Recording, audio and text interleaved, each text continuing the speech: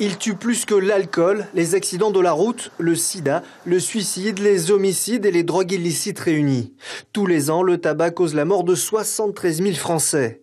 En Polynésie, il n'existe pas de chiffre précis, mais 150 cancers du poumon sont détectés chaque année et on estime que 90% d'entre eux sont causés par le tabagisme. Les autorités s'inquiètent surtout de l'augmentation du nombre de jeunes fumeurs. Le ministre nous avoue avoir lui-même essayé la cigarette à l'âge de 7 ans, un travers qu'il a développé et conservé durant 20 ans. Jusqu'à 3 paquets par jour, oui, c'était beaucoup. C'est peut-être ce qui m'a effrayé d'ailleurs. C'est qu'à un moment donné, je me suis dit, il ne faut pas continuer comme ça. J'ai eu la chance de pouvoir arrêter sans trop de difficultés le jour de la naissance de mon premier enfant. Mais tout le monde n'a pas sa volonté. C'est pourquoi, à l'occasion de la journée sans tabac, il sera proposé des consultations gratuites à tous. Et ceux ayant décidé d'arrêter de fumer se verront offrir des substituts nicotiniques jusqu'à leur sevrage complet. Plus tôt on arrête de fumer, plus ça va être facile déjà, souvent, et plus moins on aura de conséquences liées au tabagisme. Plus on va fumer pendant longtemps, plus on risque d'avoir déjà des pathologies comme les bronchites chroniques. Sur le territoire, les maladies liées au tabac sont responsables d'un décès sur 3 avant 65 ans. Pour mieux lutter contre le tabagisme, la direction de la santé intervient sur les réseaux sociaux. Sur la page Facebook Drogue Addiction Polynésie, où on peut rapidement voir en fonction de sa consommation de tabac le montant des économies réalisées. Et là, ça a un impact visuel assez fort. Combattre la cigarette est une lutte de longue haleine qui semble produire des résultats puisque les importations de tabac ont diminué de 20% en 8 ans sur le territoire. Mais ce fléau mondial est semblable à des braises qui peuvent s'enflammer à tout instant. Il tue 6 millions de personnes chaque année dans le monde. Ce chiffre atteindra les 8 millions dans 13 ans. Marie-Françoise Brugiroux, bonsoir.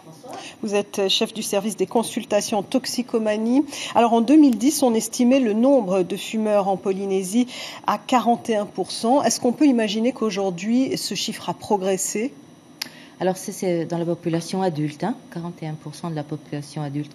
Je ne pense pas forcément, parce qu'il y a quand même beaucoup d'éléments qui font que la population prend conscience petit à petit que c'est vraiment dangereux de fumer, le prix augmente. On a vu que les importations n'ont pas augmenté, baissé, elles sont toujours stables.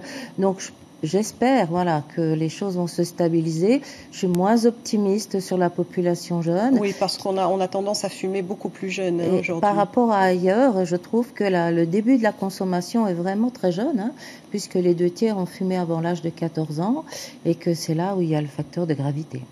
Le tabac est la cause d'un tiers des décès. Quelles sont les maladies induites par le tabagisme ? Alors ici en Polynésie, on a beaucoup de cancers du poumon puisqu'on est en train de payer la consommation d'il y a 20 ans. Donc on a à peu près 150 nouveaux cancers par an, sachant que 90% sont liés directement au tabac. Après, il y a pas mal de bronchites chroniques aussi, avec des patients qui ont besoin d'être sous oxygène quasiment 24 heures sur 24. Voilà, ça c'est vraiment les deux pathologies importantes. Qu'est-ce qui peut motiver un fumeur à arrêter de fumer ? Qu'est-ce qu'on peut lui dire ? Il faut lui faire peur avec la santé ? Comment ça se passe ? Je pense que de toute façon, la population est très bien informée sur les risques du tabac. Ça fait déjà tellement longtemps qu'il y a des campagnes d'information. Ce sont des motivations qui sont personnelles. La motivation la plus fréquente actuellement pour les gens qui viennent nous voir en consultation, c'est que le prix du tabac est élevé et qu'ils veulent faire des économies. En plus, il y a la crise un peu, donc c'est ça qui les motive le plus pour l'instant. Avant la santé. Avant la santé, voilà. Après, plus on est jeune, moins la santé a d'importance. Plus on vieillit, et plus on commence à s'inquiéter de savoir si on aura des pathologies.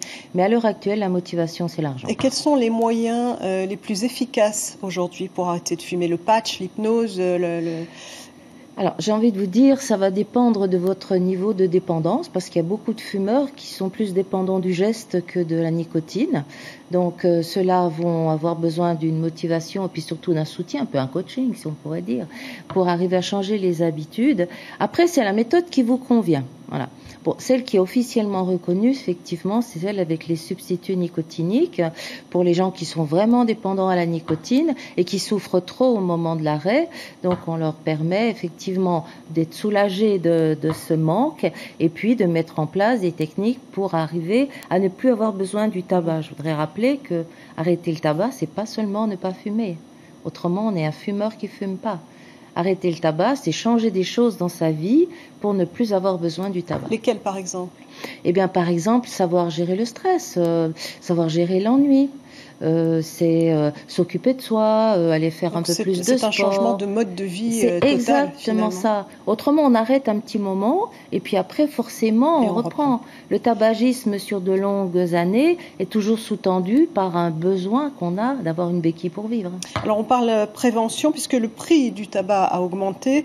Est-ce que les taxes prélevées vont servir à la prévention? Alors, c'est une question que tous les journalistes me posent. Il faut la poser au ministre parce que c'est lui qui a le pouvoir. Bien aimé la voir ce soir d'ailleurs. Moi, je ne peux pas vous répondre là-dessus, je l'espère. Les recommandations de l'OMS cette année, elles sont importantes. Les perspectives, je crois, sont pas très optimistes. Alors, l'OMS couvre le monde entier.